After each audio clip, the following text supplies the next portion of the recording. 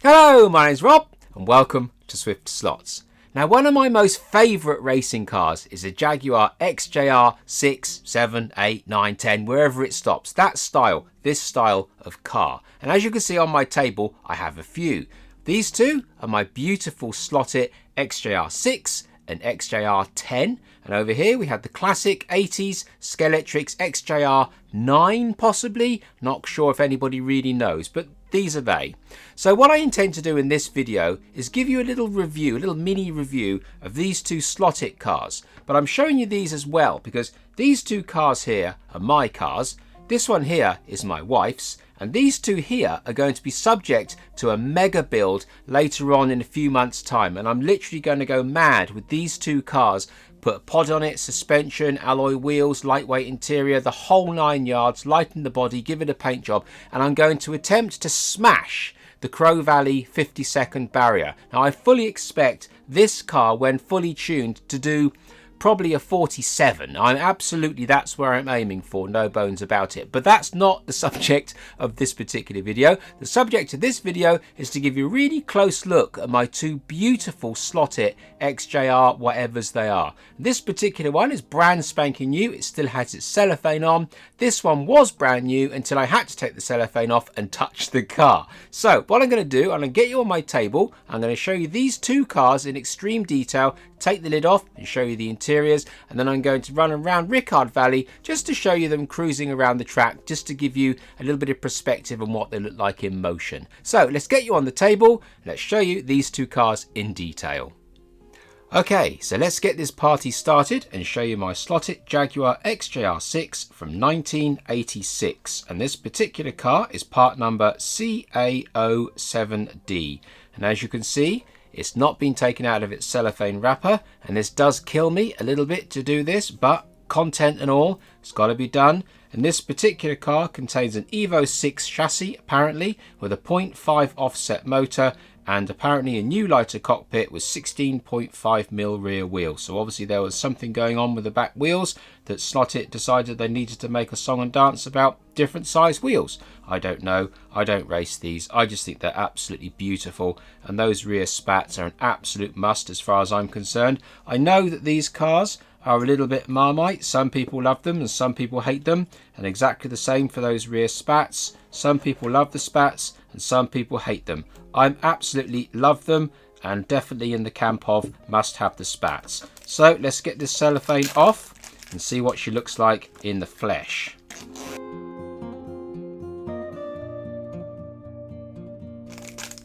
Now I took this cellophane off a little bit carefully because what I want to do is I want to cut this little sticker out, put some double-sided sellotape on it and then stick it on the box when I put this car back into its box. So that's why. So as you can see, it comes in a standard box, a standard Slot.it plastic box with a cardboard outer liner. This is quite tight actually, there we go, off it comes. All nice and secure and nice and stout and very high quality. And oh my, this is what you don't get when you don't take the car out the packet. I just blown away by this. This is the first time I've seen it with you guys out of its wrapper, and oh my, what a beautiful, beautiful looking car. I absolutely, this just, wow. It's just wow. Right, okay, let's take the lid off and have a look. So inside this box, you will actually get this vacuum formed container, which is really, really handy because you don't actually get your car broken when it's posted to you. I've had a few cars over the years that don't have something like this on, and the cars all move around and they can get smashed, but that's quite a nice little feature. But look at that. Oh my word. So hang on, just before I drool over it a little bit, let's just show you. Let's just show you. We'll get to that in a minute anyway. Look at that. I mean, if you don't like this car, then, you know, you're not going to like it. But if you do like it, I mean, my word. So let's have a look now. So we've got some extra parts underneath. Now I've got to admit, I don't know too much about this car other than, you know, it's a Jag. So let's, there we are. Right, okay, so it's a little flat twisty job, and we got an extra wing here. Now if I'm not mistaken, there's something going on with this wing. I think one of them is a magnetic wing and one of them something else. So kind of I'm learning as I go. So let's have a look. So Right. I don't know, to be honest with you. We've got an Allen key. And we've got a rear wing with a tube on it. And I wonder if this is the magnetic wing. I'm not sure. Anyway, we'll come back to that in a minute. But here we are. Here is the car. So let's take a nice close look at that car. I say, I'm opening it up with you. There'll be guys now watching this going, Rob, you idiot, that's a such and such and blah, blah, blah. I was like, well, okay, whatever. But, you know, we're all into slot cars at the end of the day. And I don't know everything by any means. And I don't even proclaim to try to. Here's your pod, obviously. We've got a nice Slot.it gear now. If I'm not mistaken, that's a 28 tooth in yellow. So, which is odd, actually, because it says on there it's a 0.5mm offset gear. Now, I thought all Slot.it offset gears were actually white, but that's a yellow one, so I'm not sure. Maybe, don't know. So anyway, here we are. So guide is quite stiff in one direction, actually, to be fair. That will just, that's okay. No, that's fine. That's freeing up now. There we are. That's that. And the cockpit, I don't know if I can show that particularly easily, but let's have a look. See if we can get in there. There we are, and you've got a lovely bit of detail here on the air intake. Hopefully that's showing up there. And these beautiful spats. The lining on this car is absolutely perfect. It's really, really nice. So, right, so let's take the body off and let's have a look and see what we got on the underside. So there we are, we've just got 2 screws to hold the body on, which is great for racing. You don't want to be faffing around with lots of screws. And also these screws here do seem to be ever so slightly shouldered, so you can get a little bit of body float on them as well, which is really good. So we don't have, or say we don't have, I don't think we've got an adjustable front axle, but I may be wrong. That seems a bit strange. I would have thought we would have had. But there are 2 holes there. So perhaps we do. Well, I guess we must do, because there's a little bit of movement there. There are definitely 2 holes in the top there. Okay, so I had to go away and check this for a little bit underneath my magnifying glass to work out what exactly is going on with this car. So there's 2 little spacer blocks underneath this axle.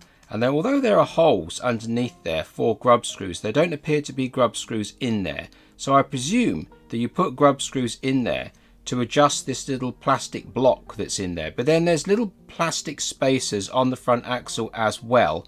And they've kind of got like guides in, and there's no actual where for a little grub screw to go. So those aren't grub screws, in fact. They're like a little guide pin. So I don't quite understand how adjustable this front axle actually is. Don't suppose it makes any difference, but it's useful to know. But as you can see, we've got plastic front wheels and nice hard front tyres. And also we've got a very, very nice centering guide. Braids aren't cut particularly well from new, but hey ho, that doesn't really matter. And the guide wires are actually held in to the guide with 2 grub screws, so they don't have those annoying little top hats that can fall out over time. So you've got those grub screws there to hold the wire in, and the wire itself is nice and supple. Now, as you can see, the wire is held in these nice guides all the way down the chassis, which is fantastic because it keeps those wires out the way of that front axle and gives you a really nice reliable spring on the guide, which is really, really good. We've also got a 28 tooth. It is actually a 28 tooth gear, and the motor is indeed 0.5mm offset. I can see the offset, although why this gear is yellow and not white, I'm not entirely sure, but it is offset and the meshing is super smooth. You can also see we've got a brass bush on there, and the motor pinion is a 9-tooth brass pinion. I don't know what RPM this Slot.it motor is. I'm guessing, and it is only a guess, that it's 21,000 RPM, but it could be a 24. I'm not entirely sure, but I'm sure it's quick enough for this car. So that's that. And then we got a nice standard Slot.it pod, which can all be adjusted in the 4 corners there to get you a nice amount of float. And the chassis itself is nice and flexible to give you a nice bit of compliance around the track as well. And the rear wheels are actually aluminium, and the tyres are nice and sticky, and also printed up with those nice little labels that are logos on there, which wouldn't last 2 seconds in racing because they just get worn off, but they're beautiful if you're not going to race the car. So that's the chassis. There's really not much to it. It's very together. It's a very nice little chassis. I don't see why it wouldn't have a decent amount of performance. So let's have a look at the body. So here is the body, obviously. Very, very lightweight. And although they say it's a lightweight interior, actually what you've got is a hard plastic interior. I was expecting it to be vacuum formed, and even the feet. So one would assume that if they used a vacuum interior and the man didn't have feet, and this engine detail back here, or the intake detail wasn't there, you could make that interior even lighter. So I think, although it's probably a very high performance body, I think it could be even higher performance if this interior parts here were actually more vacuum formed. And in all honesty, you don't really see a lot of it through the window anyway. I don't think you'd lose a huge amount. You've got a beautiful windscreen wiper there though as well. So the rear wing. So here is the rear wing. So you've got lots of nice detail on there. Now the spare wing is actually slightly simplified. So obviously this is for your detail, and this wing here is for racing.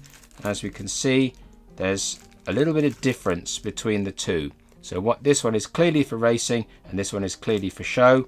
And the actual size of the wings are more or less the same, but the end panels are a different size. So again, this racing wing is a little bit more, a little bit smaller, I guess you could call it. And we got a 0.9 Allen key in there, and we've got, I still don't know what that piece there is. I'm assuming it's that air intake. I'm guessing it must be a simplified air intake to take away the weight of this more detailed intake. I'm not entirely sure why you would want to do that, but anyway, so there we are. So that is the XJR6 in all its beauty. Let's have another look at that again. So what we'll do now is we'll pop this now onto the turntable, and I'm going to run it around Rickard Valley to see what she looks like going around the track.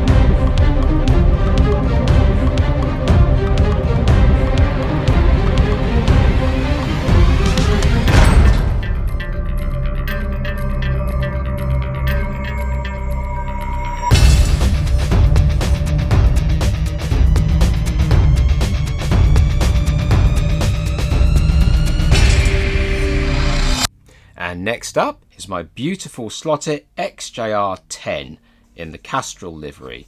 And the part number for this is CA42A. And again, exactly the same packaging as the 6 with the cardboard sleeve. And look at that. What a beast. She is a little bit different from the 6. And this one also comes with its wing off because it's a little bit too big for the case. It also comes with that protective vacuum formed interior to protect it in transport, which I like very much. And if we pull that out, we can take out the wing, set that aside, and there is the wing there. So underneath this car, there's also a few extra parts as well. So we'll just remove these, and then we'll see what that is all about, because you're learning at the same time as me. And let's just have a look at this. So that is a very, very plain black wing. Again, very different from the kit one for racing. And you can see that the base is all nice and strong, and the demonstration one, or the posing one, whatever you want to call it, it's got a lot of fine detail and will be quite fragile if you raced it. So this is purely for racing. So we'll pop him to one side, and then in the other packet here, actually there's not as many parts as I thought. So we've just got a couple of grub screws, which will probably be for adjusting the front axle. And then we've got this plastic piece here, which honestly I'm not quite sure what that's for. It must be for digital or something, I'm not entirely sure, but it's not needed to run the car particularly. It's just an extra. Just trying to get this sellotape off my finger. It's quite sticky and doesn't want to go. There we are. So let's have a look at this car then. Exactly the same little clip as in the 6. And look at that. So let's just take a moment to absorb all the Castrolness. These cars are wicked. I really like the Castrol colour. It's really, really nice, and I absolutely love these spats. I know these cars are Marmite. I know some people love them, some people hate them. I definitely love them, and for me, they've got to have the spat on there. This spat will actually come off. I've got to be a bit careful, but it will actually come off. There you go. It just hooks in on that little tab through that little vent there, and then you got it. For those that don't like the spats, there we go, a spatless car. But for me, I'm afraid that's got to go in. That's got to look good. So let's pop him back in if I can without breaking everything and scratching all my lovely Castrol up. So there you go, he's back in. That's not gonna last very long if you're racing this car. I don't think so. I think that would have to be glued in if you wanted to race it. But there you go. So there we are. You've got nice big vents in the front here. Now this is actually slightly different from the other car. We got air intakes on the rear. That's a different feature from the 6. So I just bring the 6 back in, and we can now see, obviously the rear spoiler's got to go on. But if I compare the two side by side, we can see there's quite a bit of difference in these rear intakes here. The Castrol one's wider intakes, whereas the Silk Cut one's smaller. You can see the bigger intakes on the rear as well. The body moulding's different up here as well. The cockpit is different. We got a bulge in this one here and not in this one here. Obviously we got an intake up there. We got intakes different at the back. They're different at the back there as well. There's quite a lot of differences. We got vents on the front wings that's not on the 6. The front ends are entirely different. Quite a bit. There's a lot of, they're very, very different cars in fact. If I put the back ends level and showed you the front, look at that. The 10 is way longer than the 6. It's quite a different car. So if I show you from the rear, so there we are there. So they are quite a bit different in the rear as well. So quite a lot of detailed differences there. So I'll just remove this one again. And then what we'll do is we'll pop the body off of this one and we'll get this gorgeous wing on so that we can see what she looks like with the wing on.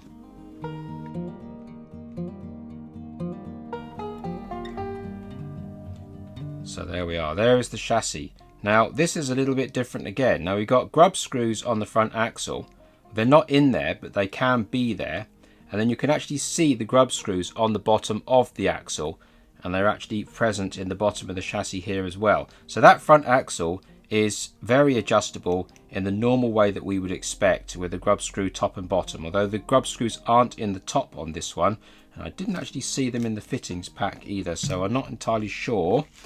Are they in there? Yes, they are. So there's 2 grub screws in there and the 0.6mm Allen key. So they would go in the top to lower your axle, and you've got the ones there to lift it up as well. And again, we've got the silicone wires, but this time the wires are not all pinned down the side, and we've got the plug in the middle. And also, to me, that looks like, do we actually have the grub screw? Let me have a look through my magnifying glass. Yes, we've actually got Allen keys in the front as well, although they are quite a bit different from the 6. So we also got painted chassis, which is different from the 6, but we've got a different motor. I don't know if this is a different RPM, but it's a different colour end bell from the 6, but it's the same style, still a Slot.it style. The back gear looks to me like it's not offset. I can look at it now from the sideways. It doesn't. It might be. To be honest, I don't actually know. It might be 0.5 mil offset. It's not very offset if it is. Now I have a suspicion that that gear is not an offset gear, but it looks like it's still 28 tooth because it's yellow, and that pinion is probably still a 9 tooth. So we've got a brass boss on the gear. Again, we have alloy wheels on the back, very sticky tyres on the back as well, plastic nylon on the front with hard tyres, exactly what we want. We've got a standard Slot.it pod with 4 adjusting screws in each corner, and again a very flexible chassis for compliance. So I think it's actually useful to show you the chassis side by side as well, because there's quite a bit of difference there. If you line up the back wheels, the back details on the chassis here are different. Also, the length of the chassis are way different, and the wheelbase is way different. So these two cars will handle quite a bit differently, I would suspect. And also the measurement that really matters, which is back axle to front guide. There's the back axle completely level, and the front guides are very, very different. So the 10 is going to handle much more differently than the 6, I'm sure. And as you can see, the motors are different as well. One's got the 10 has got the creamy end bell, and the 6 has got the red end bell. And you can see now the difference in the wiring as well. So as you see, the back gears look the same. So they're both 28 tooth. I'm not sure if the Castrol one is offset, I can't quite tell. But the rest of it is all very similar, although they are quite different, being the major difference being the length. Also, both cars come with a magnet pre-fitted, although I know a lot of guys like to take those magnets out, but that's down to your rules. So let's just put this body back on and get this lovely wing back on the car. Actually, before we do that, let's have a look at the body. So as you can see, the body here, it's got a plastic interior with no other details to be seen particularly, and this time we've only got half a driver, so we haven't got the wasted weight of his legs and everything else. So this body could be a more sort of performance orientated body, I would guess, with a little bit less weight up top. And we can show you the driver in there, all looking very cool. And the dashboard all in there. I don't know if you can really see that dashboard. There's not a lot going on in there, it's all very black. So yeah, bodywork is very, very simple and very, very light. Yeah, just been fiddling around with these rear spats. They're really not going to last 2 seconds on a racetrack. So if you want to race this car, guys, as many of you already do, you're going to have to glue those on if you want to race the spats in. So let's put this back together again.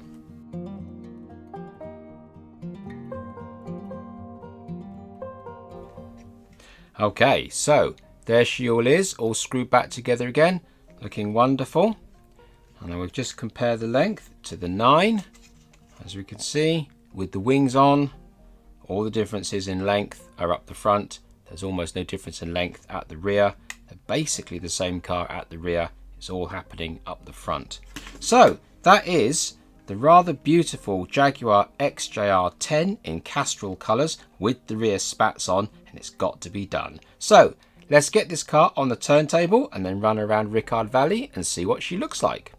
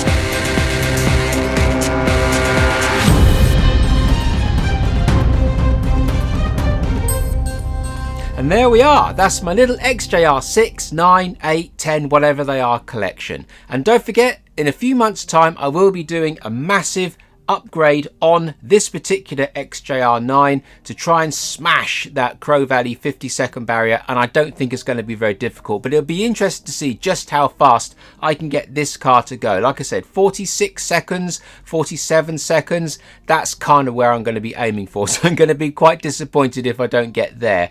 Anyway, I hope you've enjoyed this sort of content, and if you have, maybe you'll subscribe and hit the little bell button. That'll be awesome. So until the next time, thank you very much.